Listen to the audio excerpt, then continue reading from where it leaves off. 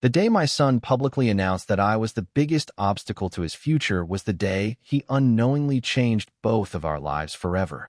My name is Evelyn Brooks, and at 69 years old, I thought I understood disappointment. I thought I understood sacrifice. What I did not understand was how quickly a child can forget the hands that built the road he walks on. The annual leadership conference was one of the largest events our company hosted each year.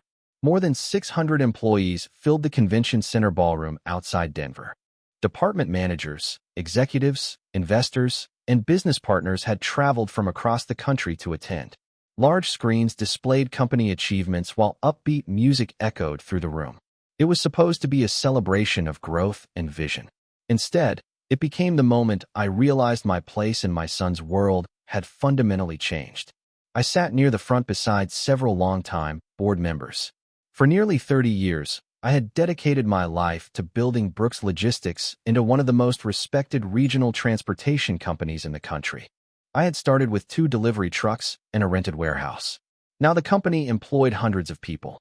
Every achievement represented years of hard work, sleepless nights, and difficult decisions.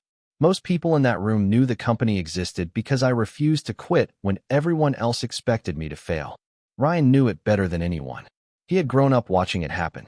When Ryan walked onto the stage, the audience erupted into applause. At 40 years old, he looked every bit the successful executive. His tailored suit, confident smile, and polished presentation reflected someone completely comfortable with attention. Nicole sat near the stage with several senior executives. Her expression carried the quiet confidence of someone who believed she was witnessing the beginning of a new era. Ryan began his presentation by discussing innovation, expansion, and future opportunities. The audience responded enthusiastically. Then he reached a slide titled "The Next Generation of Leadership." Something about the wording immediately caught my attention. Ryan smiled and looked across the audience.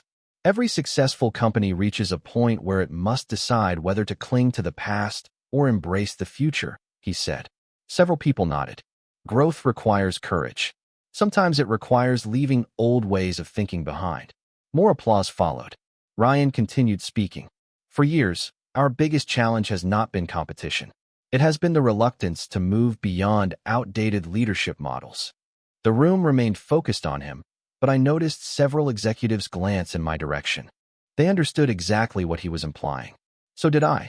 Ryan never said my name. He did not have to. The message was perfectly clear. In his version of the company's story, I was no longer a founder. I was a limitation.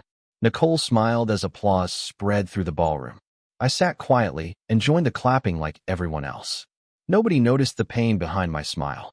Nobody noticed the decision forming in my mind. As my son celebrated a future that apparently had no room for me, I realized something I should have understood much sooner. Ryan no longer saw me as the woman who built his opportunities. He saw me as the final obstacle standing in front of his ambitions. After the conference ended, I remained in my seat long after most of the audience had left. Employees gathered in small groups throughout the ballroom, discussing Ryan's presentation and the company's future. The energy in the room was unmistakable. People were excited. They believed they were witnessing the beginning of something extraordinary. Perhaps they were. What none of them understood was how much of that future had been built upon sacrifices they would never see. As I watched the cleanup crews begin folding chairs and removing banners, memories I had not visited in years came rushing back. There was a time when Brooks Logistics consisted of a tiny office attached to a gas station outside Colorado Springs. The sign above the door was hand-painted. The desk had been purchased secondhand. Every month felt like a test of survival. Back then, success was not measured in annual revenue or expansion plans. Success meant paying employees on time. Success meant keeping the lights on another month. Success meant making enough money to buy groceries. I became a widow at 38. One day, I was building a future with my husband. The next day, I was trying to explain to a 14-year-old boy why life had suddenly become much harder. Ryan took his father's death harder than he ever admitted. For a while, we both did. There were evenings when we sat together in silence because neither of us knew what to say. Yet somehow we kept moving forward. During high school, Ryan spent summers helping at the company. He loaded trucks, organized inventory records, answered customer calls, and swept warehouse floors. I never wanted him to believe success arrived through entitlement. I wanted him to understand where success actually came from. Hard work, consistency, responsibility. Over time, he became more involved. Customers liked him. Employees respected him. I felt proud watching him grow into a capable young man. One evening after a particularly difficult week, we sat outside the warehouse watching delivery trucks return from their routes. The sun was setting behind the mountains, painting the sky with shades of orange and gold. Ryan looked around the property and smiled. "One day this company is going to be huge," he said. "And when it is, we will run it together." I remember laughing softly. "That sounds like a lot of responsibility." He grinned. "Good. We will share it." For years, I believed those words. Every major decision I made included Ryan's future. Every expansion plan considered what opportunities it might create for him. I introduced him to investors, mentors, and industry leaders. I trusted him completely because he was not only my son. He was supposed to be my partner. Looking back now, I realized something painful. I spent decades preparing Ryan to inherit success. What I never considered was the possibility that success might eventually convince him he created it entirely on his own. The transformation did not happen all at once. If it had, I probably would have recognized the danger much sooner. Instead, it arrived in small moments that seemed insignificant on their own. A missed phone call, a meeting scheduled without me, a decision explained after it had already been made. Looking back, I can trace the beginning of the change to the year Ryan married Nicole. At first, I welcomed her into the family wholeheartedly. She was intelligent, articulate, and ambitious. She asked thoughtful questions about the business and seemed genuinely interested in learning. I believed she would become an asset to both the company and our family. For a while, that appeared to be true. Then subtle shifts began appearing. Nicole encouraged Ryan to modernize leadership structures. She pushed for younger executives and more aggressive expansion strategies. None of those ideas were unreasonable. In fact, some of them were beneficial. The problem was not the ideas themselves. The problem was the attitude that accompanied them. Gradually, experience became something to overcome rather than something to respect. During executive meetings, I noticed Ryan interrupting me more frequently. When I raised concerns about certain risks, he dismissed them as overly cautious. If a younger executive offered the same observation 10 minutes later, Ryan praised the insight. At first, I assumed it was temporary. Every leader goes through periods of overconfidence. I expected maturity to correct it. Instead, the behavior intensified. One afternoon, I arrived at headquarters for a strategic planning session only to discover the meeting had been moved earlier that morning. Nobody informed me. Ryan apologized and blamed a scheduling error. 2 months later, another important discussion occurred without my involvement. Then another. Each incident seemed small. Together, they formed a pattern that became impossible to ignore. Around the same time, company communications began changing. Press releases highlighted Ryan's leadership. Industry interviews focused on his vision. Articles discussing company growth rarely mentioned the years before he became chief executive officer. My role slowly faded into the background. I remember standing in the corporate lobby one morning looking at a timeline display celebrating major milestones. Contracts I negotiated. Expansion projects I personally financed. Difficult years when the company barely survived. Ryan's name appeared repeatedly throughout the exhibit. Mine appeared only once. The realization felt strangely surreal. History was being edited while I was still alive to remember it accurately. Nicole became increasingly influential behind the scenes. Investors admired her confidence. Executives appreciated her networking skills. She understood how to shape narratives and manage perceptions. Ryan relied on her judgment more each year. Eventually, my advice carried less weight than her. The day I finally walked away from Brooks Logistics was surprisingly ordinary. There were no dramatic arguments, no public confrontations, no emotional speeches. In many ways, that made it harder. After dedicating more than 3 decades to building the company, I expected the ending to feel significant. Instead, it felt like being quietly erased from a photograph one corner at a time. A few weeks after the leadership conference, Ryan requested a private meeting. I remember sitting across from him in the executive conference room overlooking the mountains. The same room where we had celebrated contracts, expansions, and milestones for years. Ryan appeared uncomfortable, which immediately told me this conversation had been discussed long before he walked into the room. Nicole sat beside him with a notebook open in front of her. Neither of them looked particularly happy. That should have warned me. Ryan cleared his throat and explained that the company needed a more streamlined leadership structure.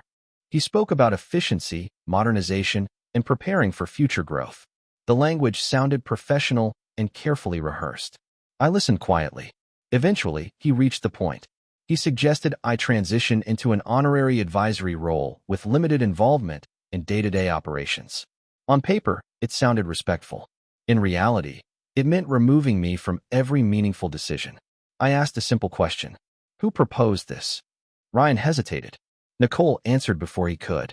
It is what is best for the company. Her response told me everything I needed to know. For several seconds, nobody spoke. Then I nodded and smiled politely. If that is what you believe, I said. Ryan looked relieved. I think he expected resistance. He expected an argument. What he did not understand was that sometimes acceptance can be far more powerful than opposition. Over the following months, I gradually stepped away. My office was reassigned. My responsibilities were transferred. My opinions became optional. Many longtime employees privately expressed concern, but I encouraged them to focus on their work. They deserved stability, regardless of how I felt. One evening, after clearing the final personal items from my office, I stood alone in the parking lot watching employees leave for the day. The building glowed beneath the setting sun. I should have felt angry. Instead, I felt strangely calm. For the first time in decades, nobody expected anything from me. Nobody needed a decision. Nobody needed a solution. I drove home and spent several weeks adjusting to a quieter life. Friends assumed I would retire permanently. Some even congratulated me. They spoke about relaxation, travel, and enjoying the rewards of a successful career. I smiled and thanked them, but deep down I knew something they did not. I was not finished. Years of building a business teaches a person how to recognize opportunities. And during those quiet weeks, I began noticing problems in the transportation industry that larger companies were ignoring. Customers wanted flexibility. They wanted faster solutions.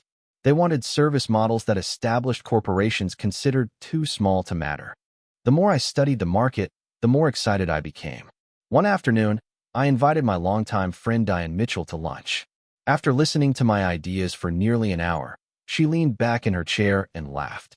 "Evelyn," she said, "you are not planning retirement. You are planning another company."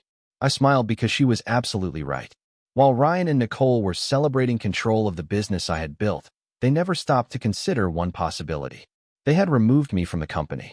They had not removed the experience that created it. The first year was the hardest. Not because the work was difficult. I had spent most of my life building businesses. The challenge was convincing people that a 69-year-old woman starting over was not a retirement hobby. It was a serious company with serious goals.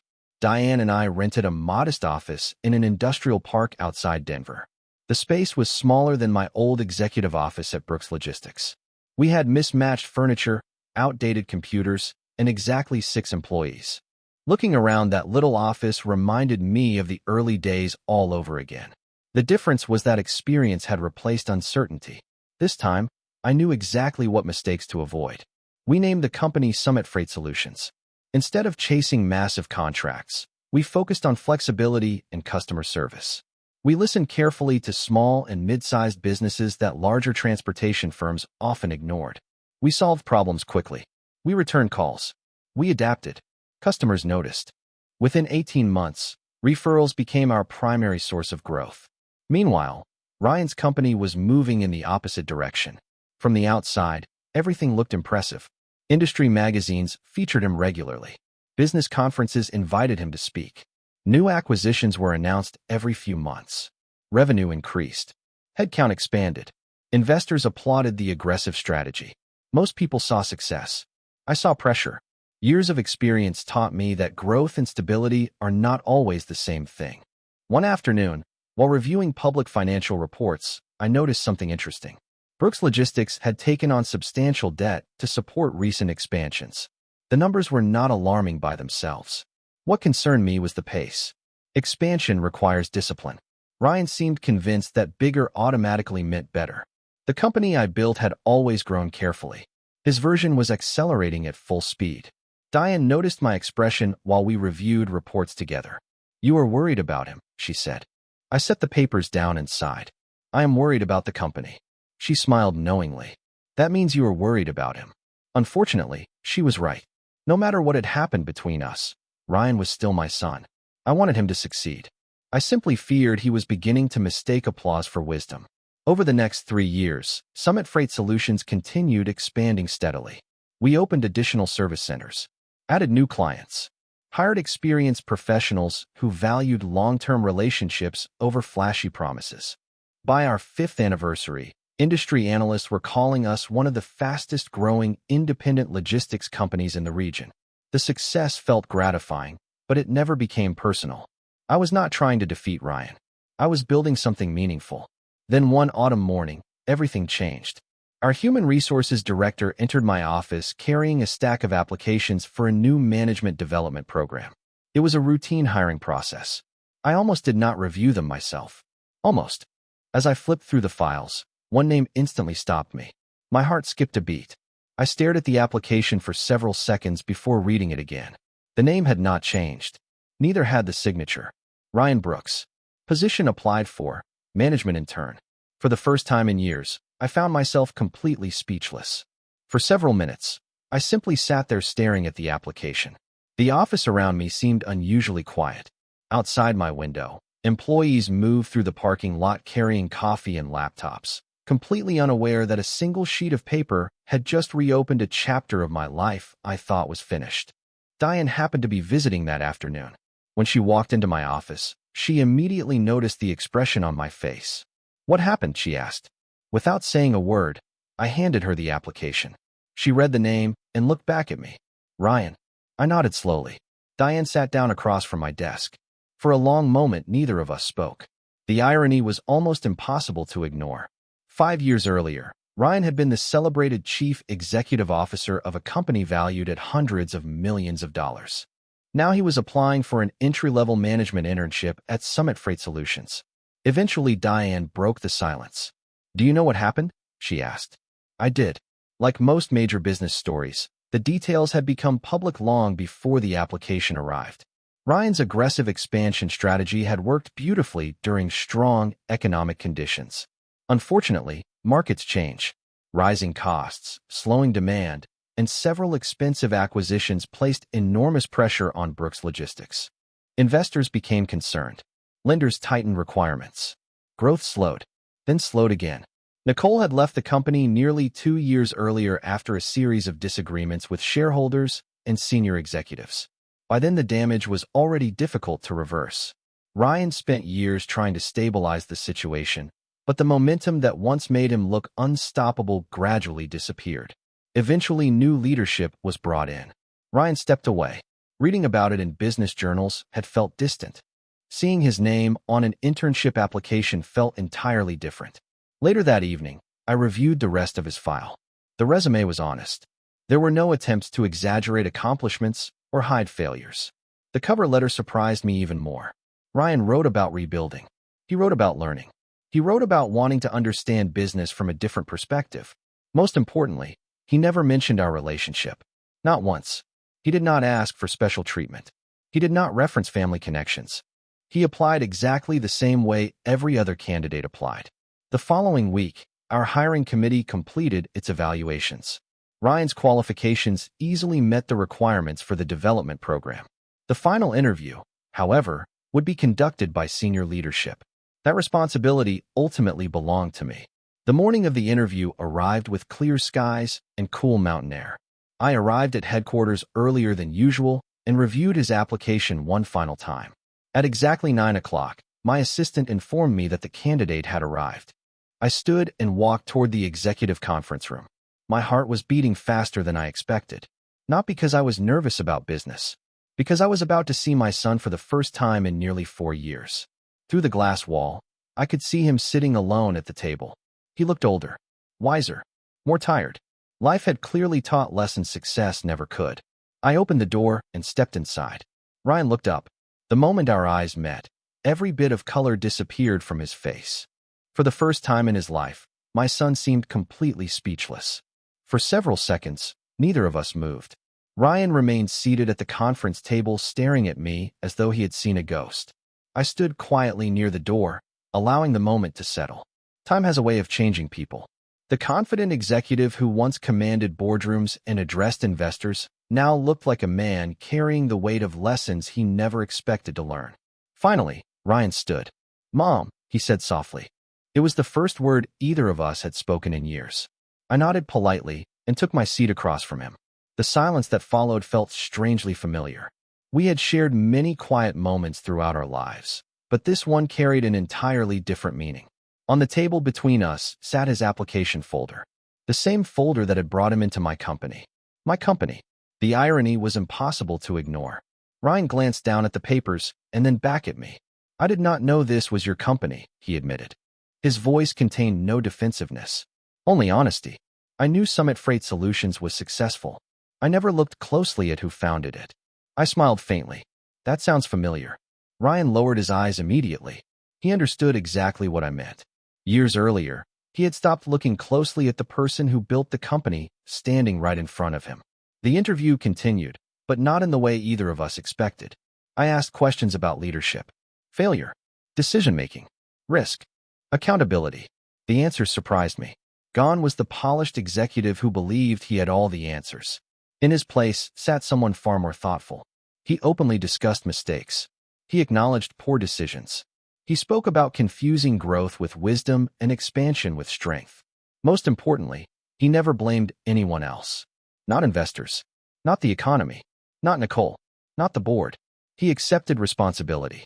By the end of the interview, I realized something important. Failure had taught Ryan lessons that success never could. 2 days later, the hiring committee met to review final candidates.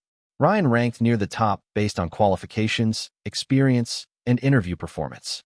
Several executives recommended his acceptance immediately. Others worried his history might create distractions. The discussion lasted nearly an hour. When it ended, the decision was unanimous. Ryan would enter the management development program as an intern. No special title, no executive privileges, no shortcuts. Exactly the same opportunity every other candidate received. His first day arrived the following Monday. I watched from my office window as he entered the building carrying a simple notebook and laptop bag. There were no reserved parking spaces waiting for him. No assistants. No executive suite. He attended orientation with recent college graduates and early career professionals. Some recognized his name from industry articles. Most did not. Ryan never volunteered his background. He listened carefully, took notes, asked thoughtful questions. During lunch, I observed him sitting with other interns discussing operational challenges and customer service strategies. Nobody treated him differently. For the first time in decades, Ryan was not leading the room. He was learning from it. As I watched him through the conference room window, I felt something I had not expected. Satisfaction was part of it. Relief was part of it. But above all, I felt hope. Because for the first time in many years, my son was finally beginning again. Over the next several months, Ryan approached the internship with a level of discipline I had never seen from him before. In the past, he often entered rooms assuming he already understood the answers. Now he entered meetings prepared to listen. That difference changed everything. He rotated through multiple departments as part of the development program. Operations, customer service, fleet management, client relations. Areas he once oversaw from executive reports now became daily responsibilities he experienced firsthand. One afternoon, I walked through our main distribution center and noticed Ryan helping a supervisor reorganize shipment schedules after a weather delay affected several deliveries. Years earlier, he would have delegated the problem immediately. Now he was standing beside employees, studying details, asking questions, and learning how decisions affected people throughout the organization. The supervisor later stopped by my office. "Your intern works hard," he said. Most people with his background would not. I simply smiled. There was no need to explain the full story. The most meaningful changes happened outside formal evaluations. During lunch breaks, Ryan sat with warehouse staff, dispatch coordinators, and customer service representatives. He listened to frustrations. He listened to suggestions. He listened to concerns. Many of the ideas he heard were remarkably similar to warnings experienced employees had given him years earlier at Brooks Logistics. The difference was that now he actually heard them. One evening, After most employees had gone home, Ryan knocked on my office door. It was the first time he had done so since joining the company. I invited him inside. For a moment, he stood near the window looking out at the parking lot. "I owe you an apology," he finally said. His voice was quiet, genuine. Not because things went wrong, because I stopped listening long before they did. I remained silent and allowed him to continue. I spent years believing success meant proving I was smarter than everyone else. Especially you. He looked down briefly before meeting my eyes again. I was wrong. The words carried no excuses. No attempts to rewrite history. Just honesty. That mattered more than he realized. I nodded slowly. "Wisdom usually arrives after pride leaves," I said. Ryan laughed softly. "That explains why it took me so long." For the first time in years, the conversation felt natural. Not like a negotiation. Not like a confrontation. Simply a mother and son speaking truthfully. Around the same period, I learned that Nicole had relocated to another state and started a completely different career. Their marriage had ended quietly after years of strain. Ryan rarely discussed it. He seemed more focused on understanding himself than assigning blame to others. As winter approached, his internship supervisors submitted performance reviews. Every report told the same story. Reliable, humble, adaptable, strong team player. Reading those evaluations gave me a sense of pride I had not felt in a very long time. Not because my son was succeeding again, because this time, he was becoming the kind of leader success could not corrupt. And deep down, I began wondering whether the greatest opportunity waiting for Ryan was no longer the internship itself. It was the chance to earn something far more valuable than a title. The chance to earn back my respect. Spring arrived with clear skies and new energy across the company. Nearly a year had passed since Ryan first walked through our doors carrying an internship application and far more uncertainty than confidence. During that time, he had done something many people considered impossible. He stopped trying to prove himself and started trying to improve himself. The difference transformed everything. One Friday afternoon, the executive leadership team gathered to review recommendations from the management development program. Every department that had worked with Ryan submitted evaluations. Operations praised his work ethic. Customer service highlighted his willingness to listen. Fleet management noted his attention to detail. Client relations described him as thoughtful, professional, and dependable. As I read through the reports, I felt a quiet sense of satisfaction. Not because the reviews were positive, because they were earned. Nobody had given Ryan special treatment. Nobody had lowered expectations. Every compliment reflected effort, humility, and growth. Later that week, I asked him to meet me in my office. The same office where we had conducted his interview months earlier. When he entered, he looked curious but calm. The nervous uncertainty that marked his first day was gone. In its place stood a man who understood both success and failure. I invited him to sit down. For a few moments, we simply talked about ordinary business matters. Then I slid a folder across the desk. Ryan opened it slowly. Inside was a formal offer letter. His eyes moved across the page as he read the position title. Operations Development Manager. He looked up at me, clearly surprised. "I thought I still had more to learn," he said. I smiled. "You do." He laughed softly. "That is probably true." I nodded. "The difference is that now you know it." For a moment, neither of us spoke. Then Ryan carefully closed the folder and looked at me. "Thank you," he said. "Not for the job, for giving me the chance to earn it." Those words meant more than he realized. Years earlier, he believed leadership came from authority. Now he understood it came from character. The lesson had taken a long time to reach him, but it had finally arrived. A few weeks later, I attended a company leadership meeting where Ryan presented a strategic proposal to senior management. As I listened, I noticed something remarkable. He asked questions before offering conclusions. He welcomed disagreement. He invited feedback. The room responded positively because people felt respected. Watching him lead that way reminded me of the promise he made beside the warehouse years ago, back when he was just a teenager dreaming about the future. After the meeting ended, I stood alone for a moment looking through the conference room window. Life had come full circle in a way neither of us could have predicted. Years earlier, my son pushed me out of the company I built because he believed he no longer needed my guidance. Years later, he walked into my company as an intern and discovered the value of humility. In the end, the greatest victory was never building another successful business. It was watching my son become the kind of man capable of building one himself. And this time, he finally understood that true success is not measured by how high you rise. It is measured by who you become along the way.